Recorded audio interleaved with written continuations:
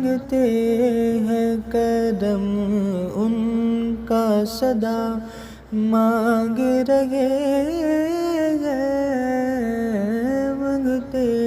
ہیں کرم۔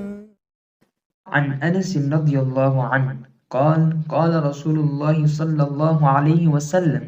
إذا دعا أحدكم فليعزم المسألة ولا يقولن اللهم إن شئت فأعطني فإنه لا مستكره له۔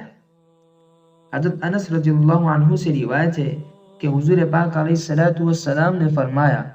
جب تم میں سے کوئی دعا کرے تو اللہ سے قطعی طور پر مانگے اور یہ نہ کہے کہ اے اللہ اگر تو چاہے تو مجھے عطا فرما، کیونکہ اللہ تبارک و تعالیٰ پر کوئی زبردستی کرنے والا نہیں ہے۔ حضور پاک علیہ الصلوۃ والسلام نے ہمیں دعا کا سبق دیا اور فرمایا کہ جب بھی تم اللہ تبارک و تعالیٰ سے دعا کرو، اللہ تبارک و تعالیٰ سے جب بھی تم مانگو تو یقین کے ساتھ مانگو، قطعی طور پر مانگو، اور دل میں یہ یقین رکھو کہ میں جو اللہ تبارک و تعالیٰ سے طلب کر رہا ہوں اللہ تبارک و تعالیٰ ضرور مجھے عطا فرمائے گا۔ ایسا نہ ہو کہ آپ کی زبان سے الفاظ نکل رہے ہیں، دعائیہ کلمات نکل رہے ہیں، آپ دعائی دے رہے ہیں، آپ اللہ کی بارگاہ میں عرضی رکھ رہے ہیں، فریاد رکھ رہے ہیں، اور دل وہیں پر یہ خیال رکھتا ہے، یہ شک رکھتا ہے کہ میرے کلمات، میری دعا اللہ کی بارگاہ میں مقبول بھی ہوگی یا نہیں، یا اللہ تبارک و تعالیٰ کی بارگاہ سے میری دعا کو رد کر دیا جائے گا۔ ایسی دعا سے رسول پاک علیہ الصلوۃ والسلام نے منع فرمایا، روکا ہے، اور فرمایا اذا دعا احدکم فلیعزم۔ When any one of you appeal to Allah subhanahu wa ta'ala for something, he should ask with determination and should not say, "Oh Allah, Allahumma in shi'ta fa'atini." Oh Allah, if you wish, give me. For nobody can force Allah subhanahu wa ta'ala to do something against his will. حضور پاک علیہ الصلوۃ والسلام نے فرمایا، اے اللہ اگر تو چاہے تو مجھے عطا فرما۔ ایسا نہ کہو، ہرگز ہرگز نہ کہو۔ جب بھی تم اللہ تبارک و تعالیٰ سے دعا کرو تو یقین رکھو کہ اللہ تبارک و تعالیٰ تمہیں ضرور عطا فرمائے گا۔ بلکہ ہمیں دعا بھی کرنا ہے تو ایک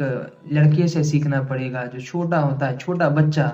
جب اس کو کوئی چیز کی طلب ہوتی ہے، جب وہ کوئی چیز چاہتا ہے تو اپنے والدین سے کہتا ہے، اپنے والدین سے عرض کرتا ہے، اور اس کے ذہن میں یہ بات ہوتی ہے کہ میں اپنے والدین کو کہوں گا تو وہ ضرور مجھے یہ چیز لا کر دیں گے، وہ ضرور مجھے یہ دلا دیں گے۔ اور جب وہ مانگتا ہے تو یقین کے ساتھ کہتا ہے، اور جب تھوڑی سی دیر ہو جاتی ہے تو اب وہ ضد پر اڑے آ جاتا ہے، اب وہ ضد کرنے لگتا ہے، اور والدین بچے کی ضد کو دیکھ کر، والدین بچے کے بار بار اصرار کو دیکھ کر، والدین بچے کی بار بار تکرار کو دیکھ کر اسے وہ چیز لا کر دے ہی دیتے ہیں۔ ہمیں اس بچے کے انداز سے کچھ سیکھنا چاہیے، ہمیں اس بچے کے طریقے سے کچھ سیکھنا چاہیے۔ جب بچہ اپنے والدین سے ضد کرتا ہے، جب بچہ اپنے والدین سے بار بار اصرار کرتا ہے، جب بچے کی آنکھوں میں اشک آ جاتے ہیں، جب بچے کی آنکھیں نم ہو جاتی ہیں تو اس کے والدین اس کے مطلوب کو ماں حاضر کر دیتے ہیں، اس کے سامنے لا کر رکھ دیتے ہیں۔ وہ اپنے بچوں کی آنکھوں میں آنسو نہ دیکھنا چاہتے، وہ اپنے بچوں کی آنکھوں میں آنسوؤں کو برداشت نہیں کر سکتے۔ جب ایک والد، ایک ماں کی محبت کا یہ عالم ہے تو ہمارا مالک، ہمارا خالق، خالق دو جہاں، رازق کائنات، جب ہم اس کے سامنے ضد کریں گے تو وہ کیسے ہماری دعا کو نہ قبول کرے گا؟ وہ تو ہم سے 70 ماؤں سے زیادہ محبت کرنے والا ہے۔ ایک ماں، ایک باپ کی محبت کا یہ عالم ہے کہ جب بچہ ضد کرتا ہے، جب بچہ ضد پر اڑے آتا ہے تو اس کی مطلوب کو ماں حاضر کر دیا جاتا ہے، تو پھر ہمارا خالق تو ایسے 70 ماؤں سے زیادہ محبت کرنے والا ہے، تو پھر اس کی عطا کا کیا عالم ہو؟ کیونکہ وہی تو ہے جو ہماری دعاؤں پر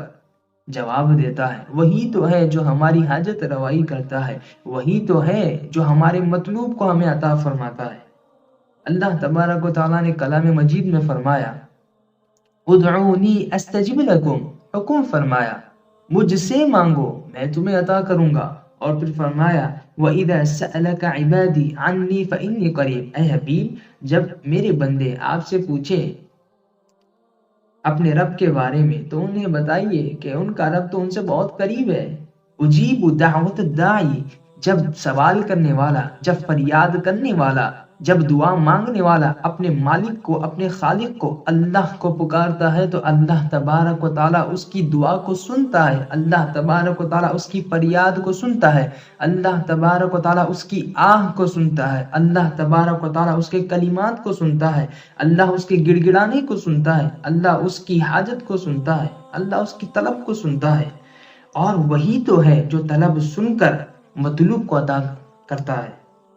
تو ہمیں بھی بچے کی ضد سے کچھ سیکھنا چاہیے، ہمیں بھی اللہ تبارک و تعالیٰ کی بارگاہ سے قطعی طور پر دعا کرنی چاہیے، یہ یقین رکھنا چاہیے کہ جو میں اللہ سے مانگ رہا ہوں اللہ تبارک و تعالیٰ مجھے اس کو ضرور عطا فرمائے گا۔ یہی کہہ کے ارجاؤں آقا تیرے در پر، جو دینا ہے سو آج ہونا سو ہونا۔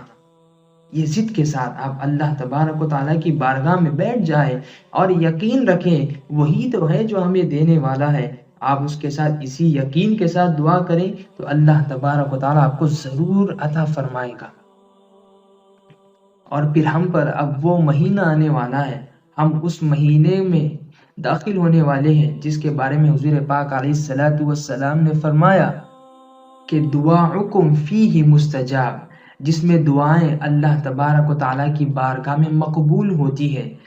تو ہمیں اس مہینے کا بھی اہتمام کرنا چاہیے اور اپنی دعاؤں کا بھی اہتمام کرنا چاہیے۔ جب دعا کی بات آ گئی تو ایک بات آپ سے عرض کرتا چلوں کہ ہم دعا تو کرتے ہیں لیکن جس طرح دعا کرنا چاہیے ہم اس طرح سے دعا نہیں کرتے۔ جب دنیاوی امور کی بات آتی ہے تو ہم ہر چیز کا خیال رکھتے ہیں، ہمیں ہمارا کام پرفیکٹ ہونا چاہیے، ہمیں ہمارا کام فینٹاسٹک ہونا چاہیے، لیکن جب دینی امور کی بات آتی ہے تو ہمیں جیسا من پڑتا ہے ویسے ہم کر لیتے ہیں۔ نہ، جس طرح آپ دنیاوی امور کو پرفیکٹ چاہتے ہیں اسی طرح دینی امور کو بھی آپ پرفیکشن میں اتاریں، اسی طرح آپ دینی امور کو بھی پرفیکٹ کریں۔ جب دعا کی بات آتی ہے تو اہل اللہ نے فرمایا، بزرگان دین فرماتے ہیں کہ جو تمہاری دعا ہے، جو تمہاری طلب ہے، جو بھی تمہاری ڈیزائر ہے، جو تمہاری وش ہے اللہ تبارک و تعالیٰ سے، وہ ایک چڑیا کے مانند ہے، وہ ایک پرندے کے مانند ہے۔ اور پرندے کے لیے ضروری یہ ہے اگر پرندہ پرواز کرنا چاہے تو اس کے لیے اس کے دونوں پر کا سلامت ہونا ضروری ہے۔ تو بزرگان دین فرماتے ہیں کہ تمہاری دعا بھی ایک پرندے کے مانند ہے، اور اگر وہ پرواز کرنا چاہے تو جس طرح اسے دو پر کی ضرورت ہوتی ہے تمہاری دعا کو بھی دو پر کی ضرورت ہے۔ تمہاری طلب، تمہاری وش، تمہاری ڈیزائر، تمہاری حاجت، تمہاری فریاد پرندے کا جسم ہے۔ جب تم اس میں اللہ تبارک و تعالیٰ کی حمد کو، اللہ تعالیٰ کی ثنا کو، اللہ کی تعریف کو جوڑ دو گے تو پھر تمہارے طلب پر ایک پر جڑ جائے گا، اور پھر تم اسی طرح رسول پاک علیہ الصلوۃ والسلام پر درود و سلام بھیجو گے تو تمہیں اور ایک پر بھی جڑ جائے گا۔ اس طرح تمہاری دعا اللہ تعالیٰ کی بارگاہ میں پرواز کرے گی اور اللہ تبارک و تعالیٰ کی بارگاہ میں مقبول بھی ہوگی۔ کیوں کہ جب تم فریاد کرتے ہو تو صرف اپنے مطلب کی بات نہیں کرتے ہو بلکہ خالق و مالک کی توحید و توصیف بھی کرتے ہو، اس کی تسبیح و تحلیل بھی کرتے ہو اور اس کے محبوب پر درود و سلام بھی بھیجتے ہو۔ پھر اس کے بعد تم جب اپنی حاجت رکھتے ہو تو پھر وہ پرندے کے مانند پرواز کرتی ہے اور جا کر بارگاہ الہی میں تمہارا جو بھی مطلوب ہوتا ہے وہ اللہ کی بارگاہ میں پیش کرتی ہے۔ جس طرح پرندے کی پرواز کے لیے تو پر ضروری ہے، اسی طرح تمہاری دعا کی مقبولیت کے لیے اللہ کی حمد، رسول پاک پر درود و سلام ضروری ہے۔ تو جب بھی آپ دعا کریں تو سیدھا اپنا دکڑا پیش نہ کریں بلکہ رسول پاک علیہ الصلوۃ والسلام پر درود و سلام کے نذرانے پیش کریں اور اللہ تبارک و تعالیٰ کی کبریائی کو بیان کریں، اللہ تبارک و تعالیٰ کی توصیف کریں، اللہ کی تحمید کریں، اللہ کی تسبیح کریں، پھر آخر میں خود پر نادم ہو، خود کے گناہوں پر نادم ہو، پھر آخر میں اللہ تبارک و تعالیٰ سے اپنی عرضی، اپنا مطلوب رکھیں۔ اللہ تبارک و تعالیٰ ضرور آپ کی دعا کو قبول فرمائے گا۔ اب لبوں پر ہر گھڑی یہ دعا رکھنا، یا الہی کورونا سے بچا رکھنا، یا الہی میری دھرتی رہے محفوظ، دور میری دھرتی سے یہ وبا رکھنا، ہر مصیبت میں یہی ہے درس ایماں، اپنے اللہ پہ یقین حوصلہ رکھنا، اپنے اللہ پہ یقین حوصلہ رکھنا۔ مبتلا ہیں جو اس مرض میں اے رب کریم، سدا ان پہ اپنی رحمت شفا رکھنا۔ ہر بلا ہم سے معین سدا دور رہے، ہم پہ وہ نظر کرم اے خدا رکھنا۔